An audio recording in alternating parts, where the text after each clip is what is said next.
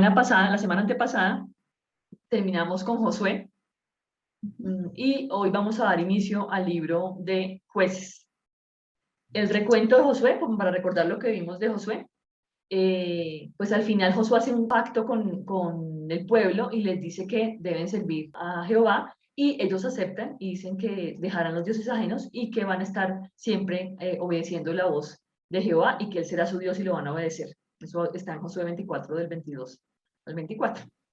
Iniciamos Jueces, donde dice que toda aquella generación también fue reunida con sus padres y se levantó después una nueva generación que no conocía todas las obras que había hecho el Señor con Israel. Y ya pues así iniciamos el libro que vamos a ver hoy, que es el libro de Jueces. Entonces el libro de Jueces narra desde la muerte de Josué hasta antes de iniciar la monarquía de Israel, cuando empiezan a haber reyes. Lo que hay en ese momento son jueces. Los jueces no son específicamente como los jueces de nosotros ahora, sino eran jueces que eran también libertadores, eran guerreros, se dedicaban a quitarle a otras, las naciones, pues la tierra, a conquistarla y a dársela a los israelitas. Lo que pasa con estos jueces es que cada vez que había un juez, cada vez que Israel cometía errores, volvió otra vez a las imágenes, a hacer lo que esos pueblos que habían dejado hacían. Entonces cuando pasaba eso, ellos pedían a Dios, le pedían a Jehová que los ayudara y el Señor les enviaba un juez. Y ese juez los liberaba de ese pueblo que los estaba oprimiendo. Pero eso se convirtió en una constante. Entonces lo que vamos a ver en el libro de Jueces es eso. Todo Israel vuelve otra vez, recae en el tema de la idolatría, recae en hacer las cosas que no le gustan a Jehová, no le obedece al Señor, no hace caso y siempre tiene que venir un libertador que el Señor empodera para que venga a salvarlos de esas naciones que les están haciendo daño. Entonces aquí resaltamos 3 versículos que están en Jueces 1, donde la primera vez cuando ellos recién muerto Josué, van a consultar a Jehová para preguntarle quién va a pelear primero con los cananeos. Y el Señor les da instrucciones. ¿Qué pasa? Que el Señor les dice que desde el principio les ha dicho que deben destruir a todas estas naciones y no dejarlas, porque si las dejan van a ser tropezadero. Pero al final ellos siempre dejan a las naciones y se prestan para hacer lo que esas naciones les enseñan que no es bueno. Entonces, ese es un ejemplo que dejaron al Jebuseo, que habitaba en Jerusalén, no lo arrojaron los hijos de Benjamín, en Jueces 1:21. Manasés tampoco arrojó a los de Bet-Seán, ni a los de sus aldeas, ni a los de Tanac, ni a los de sus aldeas, ni a los de Dor y sus aldeas, ni a los habitantes de Ibleam y sus aldeas. O sea, esto es un ejemplo de cómo, a pesar de la instrucción clarísima que tenían de Jehová, de liberarlo de todas esas naciones, ellos siguieron dejando naciones ahí que les sirvían de tropezadero porque caían en las cosas que hacían esas naciones. Entonces siempre volvían otra vez a lo mismo. Dice en Jueces 2:3, por tanto, yo también digo, no los echaré delante de vosotros, sino que serán azotes para vuestros costados y sus dioses os serán tropezadero. Entonces, como ellos alababan y adoraban a todos esos dioses, lo que hacía Israel era que llegaba, los conquistaba, los volvía servidores y se dedicaba a honrar a esos dioses de esos pueblos, conociendo ya como conocían ellos a Jehová, a pesar de que era una generación después de Josué, es decir, ya no habían visto todas las maravillas, pero tenían la instrucción clarísima dada por el Señor de que tenían que contarles las maravillas y leer la palabra. Entonces ahí les faltaba y no lo hacían y volvían a recaer en cosas que el Señor veía como pecado. Entonces esta es una constante en el libro de Jueces. Después los hijos de Israel hicieron lo malo ante los ojos de Jehová y sirvieron a los Baales y dejaron a Jehová y adoraron a Baal y a Astarot. Y se encendió contra Israel el furor de Jehová, el cual los entregó en manos de robadores que los despojaron y los vendió en mano de sus enemigos de alrededor y no pudieron ya hacer frente a sus enemigos. Otra vez Israel está tocando fondo, sin hacer caso, sin obedecer, a pesar de conocer al Dios grande que tiene, que es Jehová, no le hacen caso, no recuerdan eso y solamente cuando están en esos momentos de angustia, deciden, vamos a hacerle caso, vamos a pedirle a Jehová que nos escuche. Dicen Jueces 2:18. Y cuando Jehová les levantaba jueces, Jehová estaba con el juez y los libraba de mano de los enemigos todo el tiempo de aquel juez. porque Jehová era movido a misericordia por sus gemidos a causa de los que los oprimían y afligían.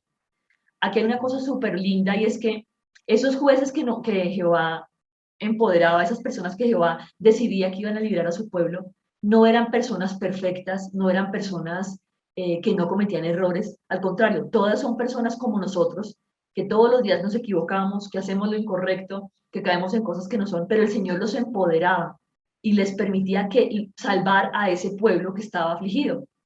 Entonces, el Señor se vale de las personas, como lo hemos visto en los libros anteriores, se vale de las personas más pequeñas, se vale de nosotros para hacer cosas maravillosas en la vida de otros y en la vida de su pueblo, o sea, de nosotros que somos el pueblo de Israel.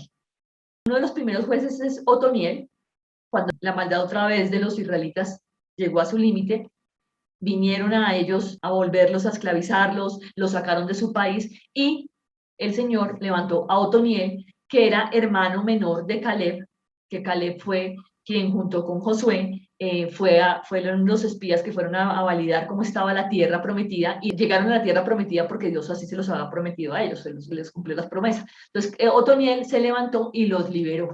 Eso está en Jueces 3. Entonces, en Jueces 3 cuenta toda la historia de lo que pasó con Otoniel. Pero, nuevamente, los hijos de Israel vuelven a hacerlo mal. En Jueces 3, 12, 15 dice, volvieron los hijos de Israel a hacer lo malo ante los ojos de Jehová, y Jehová fortaleció a Eglón, rey de Moab, contra Israel, por cuanto habían hecho lo malo ante los ojos de Jehová, y clamaron los hijos de Israel a Jehová, y Jehová les levantó un libertador, a Ahod, hijo de Gera, benjamita, el cual era zurdo, y los hijos de Israel enviaron con él un presente a Eglón, rey de Moab. La historia con este juez es que el juez era zurdo, va y le lleva el presente a Eglón, ese rey de Moab, y al final lo que hace es que le clava, pues con su mano izquierda, él lleva una espada y se la clava en el estómago y lo mata a ese rey de Moab. Entonces los jueces se valían de lo que ellos sabían, él se valió de que era zurdo para poder matar a ese rey, que era muy gordo, y o sea, hacían de acuerdo a lo que ellos tenían, de acuerdo a ese don que les habían dado, a esa destreza que tenían, ellos actuaban para poder liberar a Israel. Pero Israel, vamos a ver, todo el libro de jueces cayendo en cosas que no son. Es lo que nos pasa hoy en día, que estamos con el Señor, pero caemos y con bobadas volvemos otra vez a trastabillar y el Señor nos levanta y nos ayuda cuando nos damos cuenta que estamos haciendo lo incorrecto. Dice que después de él fue Samgar, hijo de Anat, el cual mató a 600 hombres de los filisteos con una guijada de bueyes, y él también salvó a Israel. Hasta aquí lo que hemos visto es que más o menos esos jueces son esos guerreros que liberan a Israel de estar mal, pero por la fuerza. O sea, son hábiles, el anterior era hábil porque era zurdo y era hábil con la mano izquierda, este era hábil para la lucha, para la pelea. Entonces tienen una destreza especial que el Señor utiliza para lograr salvar a su pueblo, pues para salvar a su pueblo de Israel, pero el pueblo va a volver a caer. Hay una cosa maravillosa en el libro de jueces y aparte de mostrarnos que no tienen que ser personas perfectas para que el Señor nos escoja, que no tenemos que ser completamente perfectos y estar, mejor dicho, no cometer errores, porque el Señor se vale de los errores para levantarnos y para sobre eso construir. El Señor también, en esa época, en una época en la que se supone que las mujeres no eran nada, se valía de las mujeres. Y está el ejemplo de Débora, que es lo que hicimos resaltar aquí. En aquel tiempo gobernaba en Israel una mujer que se llamaba Débora y ella era una profetisa. Ella salvó a Israel y cuando ella salva a Israel, a una persona le habían dicho que tenía que liberarlo, pero la persona no quería. El hombre no quería liberar a Israel si Débora no iba con él. Y Débora fue y le dijo, Jehová a ti te dio una orden, ¿por qué no has obedecido? Y él le dice, si tú no vas conmigo, yo no voy. Entonces Débora lo acompaña. Me parece súper relevante el papel de Débora, porque sin ningún miedo era profetisa y se va a liberar a Israel. Y cuando ella libera a Israel, hace una oración que dice, pues aquí en Jueces 5:31 dice, así perezcan todos tus enemigos, oh Jehová, mas los que te aman sean como el sol cuando sale en su fuerza. Y la tierra reposó 40 años. O sea, gracias a esa tarea que hizo Débora de acompañar a este hombre, ella pudo liberar la tierra y la tierra estuvo en paz durante 40 años. O sea, toda una generación la tierra descansó de guerra, y la tierra y obviamente Israel. Y después viene Gedeón. Gedeón era, bueno, voy a leer estos versículos completos sobre Gedeón porque quiero que profundicemos un poquito en quién era Gedeón. Dice en Jueces 6, del 12 al 14. Y el ángel de Jehová se le apareció y le dijo: Jehová está contigo, varón esforzado y valiente. Y Gedeón le respondió: Ah, Señor mío, si Jehová está con nosotros, ¿por qué nos ha sobrevenido todo esto? ¿Y dónde están todas sus maravillas que nuestros padres nos han contado diciendo: ¿no nos sacó Jehová de Egipto? Y ahora Jehová nos ha desamparado y nos ha entregado en manos de los madianitas. Y mirándole Jehová le dijo: Ve con esta tu fuerza y salvarás a Israel de la mano de los madianitas. ¿No te envío yo? La historia de Gedeón es muy linda porque Gedeón, en mi opinión, no era ni tan esforzado ni tan valiente como el Señor le está diciendo. O sea, no, viéndolo desde la parte humana, ¿no? El Señor ve en realidad lo que es. Pero si a mí me dijeran, yo no pienso que es esforzado y valiente. Él estaba escondiendo, ellos tenían que esconderse porque cada vez que Israel tenía sus cosechas y todo listo, los madianitas venían, los invadían y se robaban todo. Entonces él estaba escondiendo lo que habían cosechado cuando se le aparece el ángel de Jehová.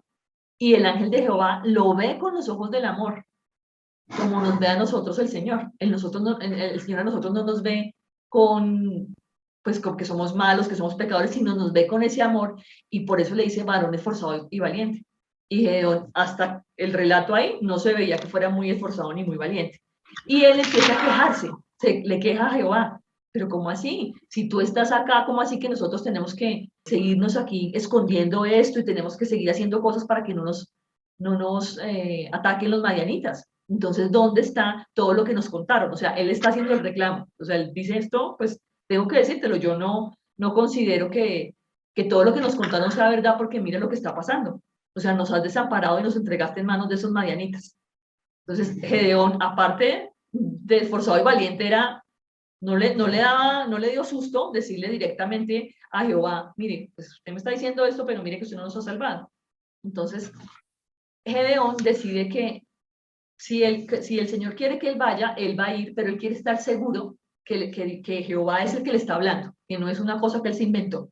Entonces él decide probar que eso es verdad y le pide que tiene un vellón, que tiene un vellón seco, que el vellón aparezca al día siguiente por la mañana, aparezca todo seco y el vellón mojado. Y después se lo pide al revés. Entonces aquí es en Jueces 6, 36 y 39 dice: y Gedeón dijo a Dios: si has de salvar a Israel por mi mano, como has dicho, más, ay, creo que lo corté donde no era. Bueno, más Gedeón dijo a Dios: no se encienda tu ira contra mí si aún hablare esta vez. Solamente probaré ahora otra vez con el vellón. Aquí me faltó un pedazo, qué pena, pero ya había probado con el vellón, que quedara el vellón completamente mojado, de ahí se podía exprimir ese vellón, y ahora vuelve a probar y le dice: ahora lo que quiero es que el vellón quede totalmente seco, pero todo el rocío quede sobre la tierra. Y el Señor, en su inmenso amor, decide hacerlo, para que Gedeón tenga la fe que lo que está recibiendo es verdad, para que Gedeón le quede clarísimo que es que el que lo está mandando es Jehová. Entonces, el Señor hasta ese punto llega con nosotros, de concedernos cosas que a veces nosotros decimos: ¿por qué no? ¿Será? Si es así, entonces que pase tal cosa. Y el Señor nos deja que nosotros hagamos nuestra voluntad, nos muestra de manera clarísima cómo es, pero pues ahí lo estamos probando. Entonces, ¿cuántas veces no el Señor me dice: haz esto, y yo decido: creo que esto no es que esto no viene del Señor, y eso sí viene del Señor, y yo decido que no? Entonces me pongo a probarlo. Eso hizo Gedeón. Y como el Señor sabía que era esforzado y valiente porque él lo veía con los ojos del amor, también decide fortalecerlo, y cuando van a tener la batalla, le dice que si él tiene temor de descender, que está aquí en Jueces 7:10, si tienes temor de descender, baja tú con Fura tu criado al campamento.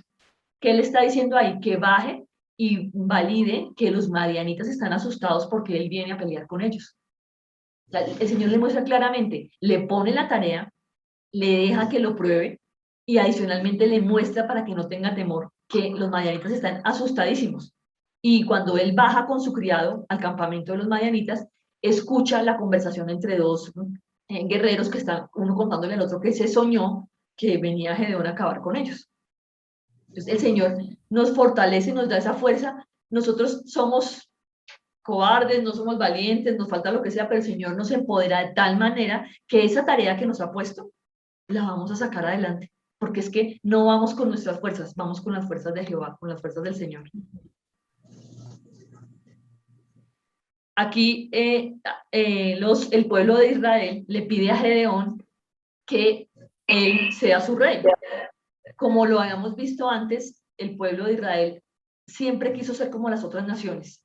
Y desde el principio, cuando Jehová le habló a Abraham, le habló de que el pueblo le iba a pedir un rey. O sea, no estaban contentos con el rey que tenían, que era Jehová. A veces no estamos contentos con tener al Señor de nuestra mano y pedimos cosas que no necesitaríamos si Dios está con nosotros. Nos decidimos a desobedecer y a solicitarle al Señor cosas que no deberíamos pedir. Pero el Señor espera tranquilo y el Señor deja que nos da gusto a veces sin que nosotros sepamos que nos estamos equivocando, porque el Señor también nos tiene que formar. Entonces Gedeón decidió que él no iba a ser señor de ese pueblo, sino que Jehová era el que tenía que ser señor de Israel. Que eso es hermoso. Después de que le ha mostrado todo eso, entonces él decide que no va a ser señor, pero comete un error. Gedeón hizo un efod con todos las cosas que encontró de los madianitas, hizo un efod y lo hizo guardar en su ciudad que se llamaba Ofra. Y tras ese efod, todos los israelitas se prostituyeron. Aquí dice en Jueces 8:7 que todo Israel se prostituyó tras ese efod en aquel lugar y fue tropezadero a Gedeón y a su casa. Entonces miren la tristeza de cuando nosotros decidimos, o sea, Gedeón creía en Jehová, creía que Jehová era su Señor, pero decidió que haciendo ese efod iba a hacer mucho, y tras ese efod todos se prostituyeron. Todo el pueblo de Israel pecó. ¿Por qué? Porque iban a consultar el efod, como si ese efod que había hecho fuera Dios. O sea, no estaban yendo donde Baal, donde los dioses, donde Astarot, era la diosa madre, no. Ellos estaban yendo a consultar un efod que había hecho Gedeón. Entonces, Gedeón era obediente, Gedeón sabía que Jehová era quien debería reinar sobre ellos, pero sin embargo se equivoca y hace ese efod sobre el cual va a hacer que peque Israel. Entonces, otra vez volvemos a lo mismo, que es, pero los hijos de Israel volvieron a hacer lo malo ante los ojos de Jehová y sirvieron a los Baales y a Astarot, a los dioses de Siria, a los dioses de Sidón, a los dioses de Moab, a los dioses de los hijos de Amón y a los dioses de los filisteos. Y dejaron a Jehová y no le sirvieron Y no le sirvieron, perdón. Esos Jueces 16. Entonces, en este libro es el caer y el volver a resurgir de Israel. Poner un juez que se equivoca, que no es perfecto, el juez les ayuda, pero muchas veces esos jueces hacen una tarea, saben cuál es su misión, pero sin embargo se equivocan y hacen cosas que dejan al pueblo a merced de que otras naciones vengan y les sigan enseñando a hacer cosas que no debían hacer. Entonces ya tenían clarísimo que los había salvado Gedeón, pero sin embargo fueron allá a rendirse al teléfono y volvieron a hacer lo malo. Y ya no solo adoraban a los Baales y a Astarot, sino que va subiendo. Ya están los dioses de Siria, los dioses de Sidón, los dioses de Moab. ¿Hasta qué punto cuando yo me relaciono con otras personas o cuando yo tengo cosas, o sea, como que tengo la posibilidad de compartir con otras personas, de estar en sitios distintos, yo cojo las cosas que no debo coger, las tomo para mí y hago cosas que no le gustan al Señor?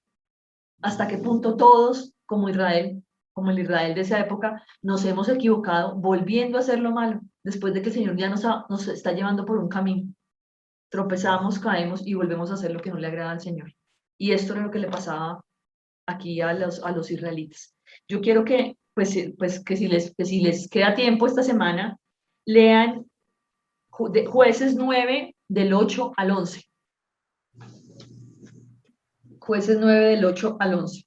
Es una historia hermosa, es una historia donde le piden a los árboles que, le piden a varios árboles que es un ejemplo, que en el bosque le piden a varios árboles que sean rey. y cómo es la respuesta de cada árbol. Y me gustaría que a la siguiente reunión pudieran contarme qué les parece y cómo lo ven aplicado en sus vidas, o si no tiene sentido para ustedes eso que piden. Es Jueces 9 del 8 al 11. Si pudieran hacerlo, chéverísimo para que lo podamos revisar acá la próxima semana. Después de Gedeón llegó Jefté. Dice en Jueces 10:10. Entonces los hijos de Israel clamaron a Jehová diciendo: nosotros hemos pecado contra ti porque hemos dejado a nuestro Dios y servido a los Baales, y quitaron de entre sí los dioses ajenos y sirvieron a Jehová, y él fue angustiado a causa de la aflicción de Israel. O sea, esto se repite, ellos ya están aquí arrepentidos, vuelven a arrepentir. Jueces 11:11 dice: entonces Jefté vino con los ancianos de Galaad, y el pueblo lo eligió por su caudillo y jefe, y Jefté habló todas sus palabras delante de Jehová en Mizpa. Y aquí Jefté, que ha sido elegido por el pueblo, Jefté era el hijo de fuera del hogar, del hogar, y él había sido sacado por sus hermanos, pero los ancianos decidieron nombrarlo él como caudillo. Jefté le hace un voto a Jehová que Jehová no le está pidiendo, y le dice en Jueces 11 del 30 al 31, dice: y Jefté hizo voto a Jehová diciendo: si entregares a los amonitas en mis manos, cualquiera que saliere de las puertas de mi casa a recibirme, cuando regrese victorioso de los amonitas, será de Jehová, y lo ofreceré en holocausto. En algún momento el Señor le había pedido a Jefté que él hiciera esa promesa, que hiciera ese voto. No, a Jefté se le ocurrió que eso era lo mejor que podía hacer, y decidió hacer eso, que si él podía luchar contra los amonitas, entonces él iba a luchar contra los amonitas, y cuando regresara, la primera persona que saliera de su casa, esa persona la iba a ofrecer en holocausto. Es que a veces nosotros prometemos y nadie nos las está pidiendo. ¿Qué fue lo malo de eso? La persona que salió de su casa fue su hija, su única hija. ¿Y Jefté qué tuvo que hacer? Cumplir lo que había dicho. ¿Jehová se lo había pedido? No, Jehová no se lo había pedido, pero él había hecho voto y tenía que cumplir. Entonces, a veces nosotros decidimos que hay cosas que tenemos que hacer que el Señor no nos está pidiendo, y a que al Señor tampoco le agrada. Yo no creo que al Señor le agrade que vaya a ofrecer en holocausto a su hija. Si eso lo hacían los dioses, a Baal le ofrecían a los primogénitos, por ejemplo. El Señor no quería eso, pero él hizo voto y lo cumplió. Entonces es la historia de los errores de los humanos. Y aquí viene nuestro amigo Sansón, que es uno, yo creo que de los más conocidos jueces que hay. La historia de Sansón es muy linda. La voy a empezar a leer. Empieza en Jueces 13, 2, 3 y 5. Lo voy a leer, dice así: y había un hombre en Sora, de la tribu de Dan, el cual se llamaba Manoa, y su mujer era estéril, y nunca había tenido hijos. A esta mujer apareció el ángel de Jehová y le dijo: he aquí que tú eres estéril y nunca has tenido hijos, pero concebirás y darás a luz un hijo. Pues he aquí que concebirás y darás a luz un hijo, y navaja no pasará sobre su cabeza, porque el niño será nazareo a Dios desde su nacimiento, y él comenzará a salvar a Israel de mano de los filisteos. Entonces dicen Jueces 16:28, entonces clamó, bueno, lo lindo de la historia es, era una mujer estéril, el Señor se le aparece y le dice que su hijo, que ese hijo que va a tener, va a estar dedicado a Jehová. Y ella decide, pues imagínense, tener la posibilidad de tener ese hijo que se vaya a ser dedicado a Jehová. Manoa no lo había escuchado. Manoa le pide al ángel que vuelva para que él le pueda explicar, y así es, nace Sansón. Sansón se deja crecer el pelo porque es nazareo. Eso es una cosa que le pide el Señor desde que no se vaya a cortar el pelo, porque va a ser nazareo desde su nacimiento. Eso lo podemos ver también en la ley. Entonces dice aquí en Jueces 16:28, entonces clamó Sansón a Jehová y dijo: Señor Jehová, acuérdate de mí y fortaléceme, te ruego, solamente esta vez, oh Dios, para que de una vez tome venganza de los filisteos por mis dos ojos. Creo que la historia de Sansón, todos la hemos escuchado. Sansón era un hombre que le gustaban mucho las mujeres, y pues si veía una mujer bonita, no le importaba, y quería hacer esa mujer su esposa, o pues estar con ella, lo que fuera. Por eso él llegó a cometer errores y llegó, por ejemplo, a ocultarles información a sus padres, información importante que ellos tenían que saber, pero él lo hizo porque pues él era un hombre con defectos como somos todos nosotros. Al final, a Sansón, por ser tan enamoradizo, tan conquistador, él le cuenta el secreto a su prometida y ella decide contarle a los filisteos y los filisteos lo que hacen es apresar a Sansón y le sacan los dos ojos. A Sansón lo llevan para que divierta a los filisteos que están en un aposento grande, muy grande, y están ahí todos divirtiéndose y lo llevan pues para reírse y burlarse de él. Y es cuando él hace esta oración, donde le pide al Señor que lo ayude, que lo fortalezca, porque él lo que va a hacer es que se venga ese sitio donde están abajo. Entonces coge las columnas, coge fuerza y cuando él tira las columnas de las que está agarrado, pues todo eso se viene abajo y mata a un montón de filisteos. O sea, logró el cometido de salvar a Israel, no de la mejor manera, porque pues, no fue siempre fiel y no fue juicioso como se lo pedía el Señor, a pesar de que había sido desde su nacimiento ya estaba concebido como ese hombre que iba a salvar a Israel, pero no lo hizo de la mejor manera. Sin embargo, lo hizo y el Señor lo fortaleció cuando él se lo pidió para que pudiera acabar con esos filisteos. Él estaba tomando venganza por sus dos ojos en esta oración, cuando salva a Israel de esos filisteos. Después viene una historia que es la de Micaía, que habla de que, y aquí empieza una parte muy especial, y es que en aquellos días no había rey en Israel, cada uno hacía lo que le parecía, lo que bien le parecía. Eso está en Jueces 17:6 y se vuelve a repetir. ¿Qué pasa? Lo que están dejando claro acá es que el rey no era Jehová. Ellos no estaban adorando ni haciendo las cosas que Jehová les pedía. Ellos no tenían rey, ellos andaban y cada vez que se portaban mal y pedían perdón, pues el Señor les mandaba un juez, pero rey no había y el rey tenía que ser Jehová. Entonces nos tiene que quedar que nuestro rey es el Señor. Entonces Micaía le dijo, quédate en mi casa y serás para mí padre y sacerdote, y yo te daré 10 ciclos de plata por año, vestidos y comida. Y el levita se quedó y Micaía dijo, ahora sé que Jehová me prosperará porque tengo un levita por sacerdote. La historia es la siguiente, Micaía era un hombre que le cogió una plata a su mamá, decidió coger una plata de su mamá sin decirle absolutamente nada, para hacer lo mismo, un efod y un ídolo. Y hizo eso, después de que hizo eso, él le confiesa a la mamá y la mamá le parece lo más lindo que su hijo haya hecho eso y que le haya contado, y entonces hacen una pequeña iglesia en su casa y él va pasando un levita y le dice a Levita, venga, quédese acá y usted sea mi sacerdote. Y ese levita, pues como no había Dios, como no había rey, entonces el levita dice, listo, yo me quedo. Pues al levita le convenía, iba a tener comida, iba a tener vestido, le estaba ofreciendo plata, pues no tiene ningún problema y decide quedarse a vivir con Micaía. Dice en Jueces 18 y el 20, dice, entrando pues aquellos en la casa de Micaía, tomaron la imagen de talla, el efod, los terafines y la imagen de fundición. Y el sacerdote les dijo, ¿qué hacéis vosotros? Y se alegró el corazón del sacerdote, el cual tomó el efod y los terafines y la imagen y se fue en medio del pueblo.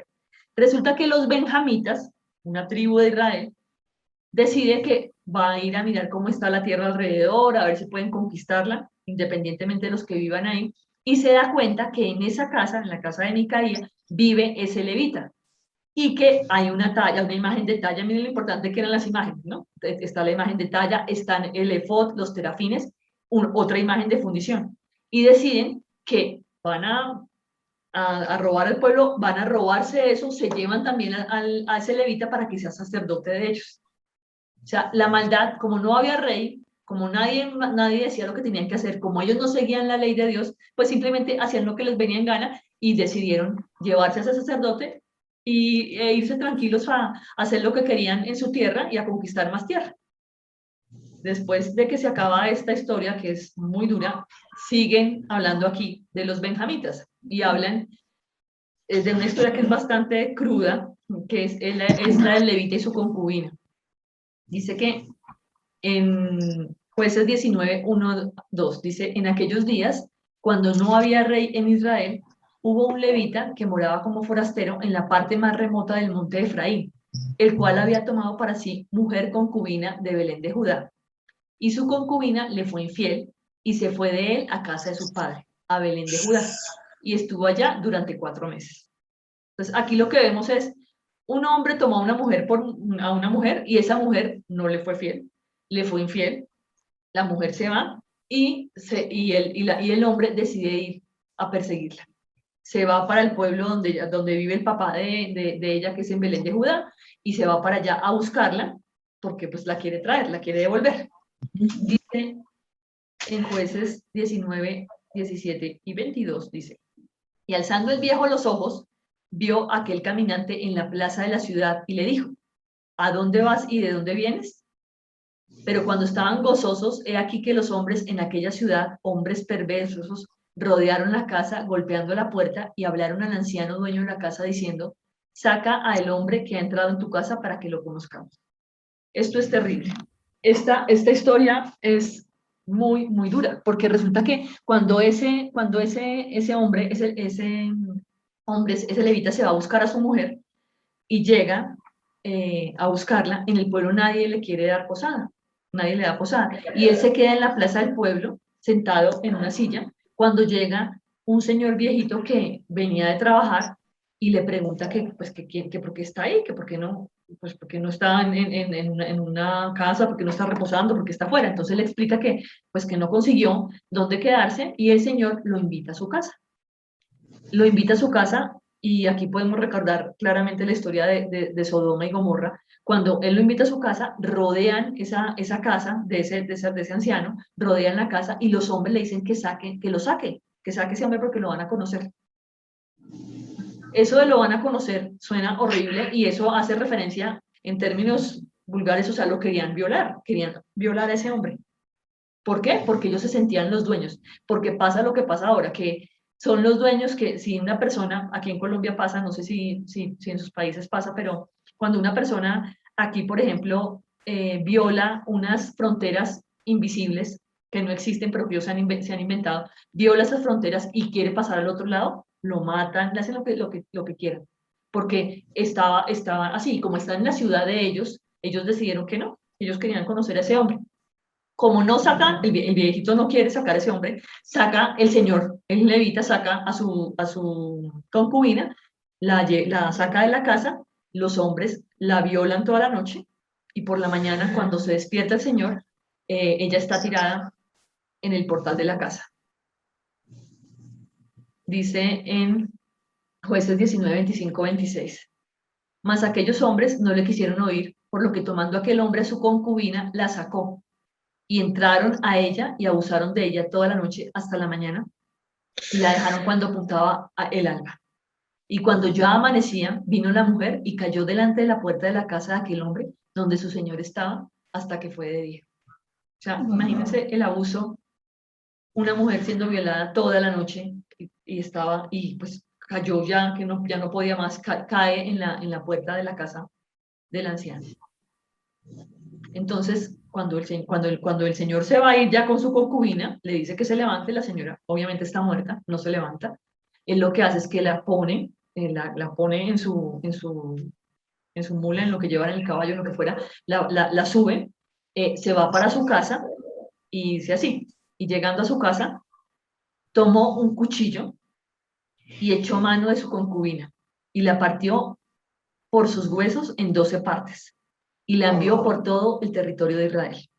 Y todo el que veía aquello decía, jamás se ha visto, jamás se ha hecho ni visto tal cosa desde el tiempo en que los hijos de Israel subieron de la tierra de Egipto hasta hoy. Considerad esto, tomad consejo y hablad. O sea, esto era, el hombre en su dolor decidió hacer saber a todas las tribus de Israel lo que había pasado con su mujer. O sea, era una cosa grotesca que pasa hoy todos los días, que hacen cosas malas, que acaban con las personas, con los niños, hacen lo que quieran. Él quería dejar claro lo que estaba pasando. Israel no tenía rey, ni tampoco tenía Dios. Cada uno hacía lo que bien le parecía. Dice en Jueces 21, del 5 y el 6, dice, entonces salieron todos los hijos de Israel y se reunió la congregación como un solo hombre, desde Dan hasta Berseba y la tierra de Galaad, a Jehová en Mizpa. Y levantándose contra mí los de Gaba, rodearon contra mí la casa por la noche, con idea de matarme a mi concubina, y a mi concubina la humillaron de tal manera que murió. Entonces, tomando yo mi concubina, la corté en pedazos y la envié por todo el territorio de la posesión de Israel, por cuanto han hecho maldad y crimen en Israel. Aquí les está narrando el levita lo que pasó con la concubina, que era una cosa grotesca porque no tenían ni Dios ni ley. Esa gente estaba salida de sí. Entonces los hombres de Israel volvieron sobre los hijos de Benjamín, los hirieron a filo de espada, así a los hombres de cada ciudad como a las bestias, y todo lo que fue hallado, asimismo pusieron fuego a todas las ciudades que hallaron. Aquí es importante que se dimensione lo que pasa. Hay una acción terrible, una acción espantosa, donde estos hombres han cogido a esa mujer, querían hacer lo mismo con el Señor, pero no pudieron, hicieron eso con la mujer. ¿Qué hacen los de Israel? Deciden, ellos hicieron eso, nosotros vamos a hacer lo mismo. Entonces se van, los hieren a filo de espada, acaban con las bestias, acaban con todo lo que hayan y ponen fuego en sus ciudades. Ellos consultaron a Jehová y le dijeron, ¿qué hacemos, Señor? Mire lo que está pasando. No, ellos tomaron la acción, ellos mismos tomaron la decisión de, venga, vamos a matar a estos, vamos a acabar con todo, acabemos con todos los hombres, con las bestias, esto es una responsabilidad que nosotros no podemos dejar. Y lo hicieron así. Otra vez, no había un rey en Israel. Y resulta que esos varones, ellos las tribus de Israel habían hecho un pacto que como los de Benjamín, como esa tribu de Benjamín se ha portado tan mal, ellos no iban a darle a sus hijas como mujeres, por mujeres, perdón, que no se las iban a dar para que se casaran con ellas. Entonces aquí viene la cereza del pastel para demostrar la maldad y para demostrar la falta de guía que tenía el pueblo de Israel. Dice en Jueces 21, 1, 3, 10, 11 y 14. Dice, los varones de Israel habían jurado en Mizpa, diciendo, ninguno de nosotros dará su hija a los de Benjamín. Oh Jehová Dios de Israel, ¿por qué ha sucedido esto en Israel, que falte hoy de Israel una tribu? O sea, ellos hacen todo, ellos toman la decisión de acabar con eso, toman la decisión de venir y de poner fuego, de matar a los hombres, pero aquí le están preguntando al Señor. Queda como la duda, ¿y por qué le están preguntando al Señor algo que ellos hicieron? Pero bueno. Entonces la congregación envió allá a 12,000 hombres de los más valientes y les mandaron diciendo, id y herid a filo de espada a los moradores de Jabes Galaad con las mujeres y niños. Pero haréis de esta manera, mataréis a todo varón y a toda mujer que haya conocido ayuntamiento de varón. Y volvieron entonces los de Benjamín y les dieron por mujeres las que habían guardado vivas de las mujeres de Jabes Galaad, mas no les bastaron estas. Yo, o sea, no sé si acá se alcanza a mostrar cómo a una cosa mala suman otra, suman otra, suman otra, y empiezan a hacer una cantidad de perversiones que nadie les había pedido. O sea, van a luchar contra otra nación, pero deciden que van a dejar a las mujeres que no hayan tenido, que no hayan conocido varón, para dejárselos a los benjamitas, porque pobrecitos, ¿cómo van a acabar ellos con una tribu de Israel? Y entonces llegaron al colmo de la maldad. O sea, Israel llegó al colmo de la maldad. ¿Por qué llegó al colmo de la maldad? Porque no tenían ni Dios ni ley, porque no tenían, o sea, ellos pensaban que hacían las cosas de acuerdo a su criterio y nunca consultaban a Jehová. Como las mujeres no les alcanzaban, a esas personas no les alcanzaron las mujeres, a los benjamitas, entonces tomaron otra decisión mejor. Dijeron, estad atentos y cuando voy a salir a los hijos, iba a haber una fiesta, entonces decidieron que iban a hacer otro plan. Y dice así, y estad atentos y cuando veáis salir a las hijas de Silo a bailar en corros, salid de las viñas y arrebatad cada uno mujer para sí de las hijas de Silo, e idos a tierra de Benjamín. O sea, el libro de Jueces cuenta historias muy lindas, historias que uno le hacen ver que el Señor siempre va a ayudar a su pueblo cuando su pueblo se lo pida, pero también dejan ver cómo es la maldad de los hombres. No solo la maldad de Israel, porque pues eso es un ejemplo, pero en muchas naciones sucede lo mismo, en nuestras propias naciones suceden cosas por ese estilo. Al mal le sumamos mal adicional, porque nunca nos tomamos el trabajo de ir a consultar al Señor y preguntarle, Señor, esto yo tengo en mi corazón que yo debería tomar venganza. ¿Esto está bien, Señor? ¿Eso es lo que a ti te agrada? ¿Eso es lo que tú quieres que yo haga? No, ellos decidieron hacerlo porque, pues imagínense, ¿cómo se van a dejar humillar ellos? ¿Qué más? Sí, sí, lo hicieron porque les dio la gana, no tuvieron en cuenta a Jehová para nada. Exactamente. El libro muestra cómo ellos se vienen, le piden perdón al Señor de rodillas, le dicen que por favor los salve, que ellos van a ser obedientes, pero eso nunca pasaba. Y en Jueces 21-25 repite, en estos días no había en Israel, no había rey en Israel, cada uno hacía lo que bien le parecía. Hay un reto que tenemos nosotros, y es que tenemos un rey, y nuestro rey es Jehová, y nuestras decisiones tienen que estar basadas en lo que el Señor quiere que nosotros hagamos, no en nuestra propia inspiración, porque nuestra inspiración nunca es buena. O sea, lo que a nosotros se nos ocurre no genera bendición para otros. Y claro, pasaron cosas muy malas, o sea, lo que le pasó al levita con su concubina es una cosa aterradora. Y él tenía, o sea, él la partió en 12, no, ni siquiera, en ese momento ni siquiera había un juez que le dijera, no lo está haciendo bien o hagamos esto, nadie pidió ayuda de Jehová, nadie pidió ayuda del Señor. Que no nos pase a nosotros eso. El Señor no tiene pueblo predilecto, el Señor no tiene ningún predilecto. Para el Señor lo más importante es la obediencia.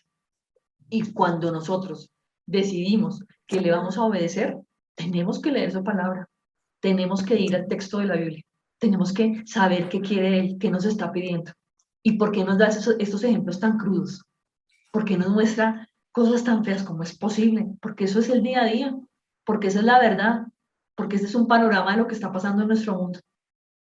En este momento están luchando, venga, vamos a decir que sí al aborto, acabemos con los bebés que no han nacido, porque ellos no son seres humanos, no han nacido, ellos están desarrollando, pero ellos no, en este momento se les puede decir que son fetos, ellos no son seres humanos.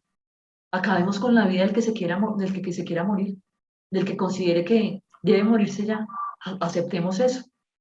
Entonces, ¿hasta qué punto no está pasando en este momento de la historia, miles de años adelante de estos sucesos, no está pasando lo mismo? ¿Y qué estamos haciendo nosotros? ¿Estamos consultando al Señor? ¿Estamos pidiéndole que nos ilumine?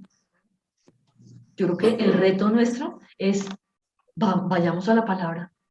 Nuestros hijos, las personas que están cerca de nosotros, tienen que conocer la palabra de Dios y saber que es verdad. Y saber que esto nos lo está dejando el Señor, no para que lo repitamos, sino todo lo contrario, para que nos arrodillemos y le obedezcamos, para que consultemos en Él todas nuestras decisiones, con Él siempre, que Él siempre habite en nosotros. Esa es nuestra responsabilidad.